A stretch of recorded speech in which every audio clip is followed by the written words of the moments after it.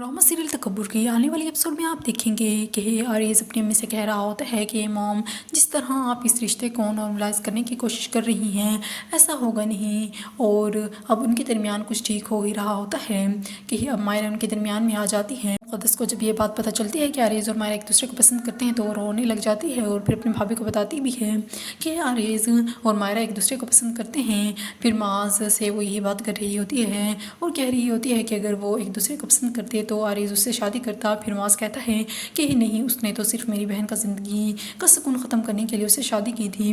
और दूसरी तरफ मायरा, जिसको आरेज़ अब सही से बात भी नहीं करता, उसे जाने का गुस्से से बोल देता है। मायरा कोई बात बर्दाश्त नहीं होती, इसलिए वो टैबलेट्स ले लेती हैं और हॉस्पिटल पहुंच जाती हैं। और फिर आरेज़ मुक़द्दस को लेकर वहाँ हॉस्पिटल में जाता है तो फिर वहाँ पर मायरा की अम्मी गुस्से से कहने लग जाती हैं कि अगर मेरी बेटी को कुछ भी हुआ तो मैं तुम्हें कभी भी माफ़ नहीं करूँगी। मुक़द्दस भी वहाँ पर परेशान खड़ी होती है।